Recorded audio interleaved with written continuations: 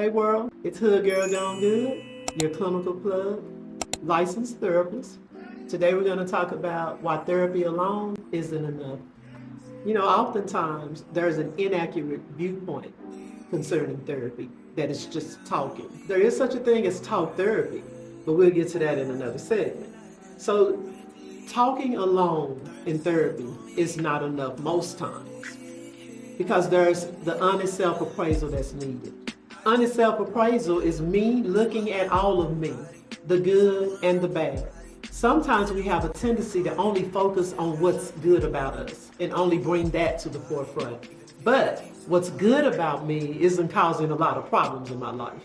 It's the things about me that are maladaptive that I need to be just get all right with in order to bring them to the forefront and be able to unpack some of that with my therapist. And personal accountability and being open and receptive to feedback. The main point is being open and receptive also alludes to sitting with the feelings that the feedback brings, because we're not trying to get a pretty picture painted all the time in therapy. We really need to know where our problems lie. Be open, reflect on the feedback, and this might step on a little toes right here. I might need to season these words, but I'm gonna say them. We have to be willing to stop those problematic or maladaptive behaviors that we have. If I have a gambling problem and I want to go to therapy and talk about my gambling problem and why do I have this gambling problem and how much I lost and how my wife is mad, my husband is mad, and I put the house up, I have to be willing to stop. I got to stop the behavior and then do the work, keeping the behavior stopped. So that's where also being willing to do assignments, do homework, look things up, come back and process what you find out by digging deep, by doing the packets or Googling even, finding tools and tips, and you come back and you talk about it, you process that with the therapist, and that helps you to stay stopped. But one of the main factors involved in therapy is one of the reasons I went to therapy, I may need to kind of stop doing that behavior. You know, keep in mind there are risks and benefits associated with therapy. Some of the risks could be emotional disturbance, a need or something to fill the void of those emotions, like substance use. It could be a disruption in the relationship, because if you're in therapy concerning a problematic relationship, you just may stop that relationship and everything disrupts.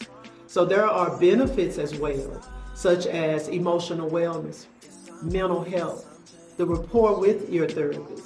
So there are a lot of factors involved in therapy besides just talking. So, you know, to wrap all of this up, just saying again, therapy alone may not be enough. Oftentimes there is work, and the work is yours to do. You have to be willing to do this work, to look at yourself, to write some things down, maybe journal, definitely to stop some problematic behaviors, stop the maladaptive behaviors, change your thinking, because if you keep thinking the way you always thought, you keep feeling the way you always felt. You keep feeling the way you always felt, you keep doing what you've always done. If you keep doing what you always done, you keep getting what you always got. It's about change. And if don't nothing change, don't nothing change. That's Hood Girl Gone Good, your clinical plug. Till next time.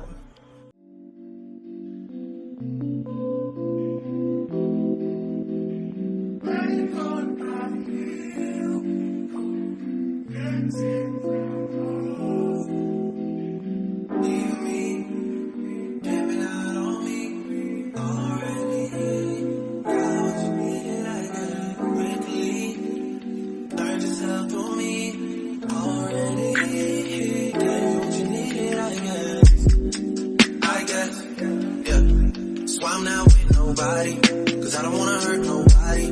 Did it over text, didn't call me. Still got love for your mommy. I know you wanna be somebody, even if you gotta leave somebody. Yes, I'm hurt, yes, I'm hurt.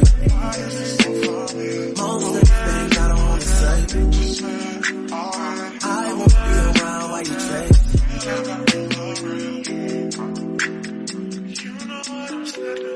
You'll try to come back when you faint. I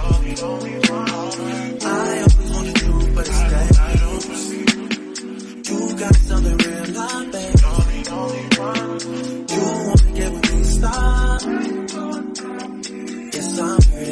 I'm jaded. Most of these things I don't wanna say. I won't be around while you chase. You won't hit me up when you make it.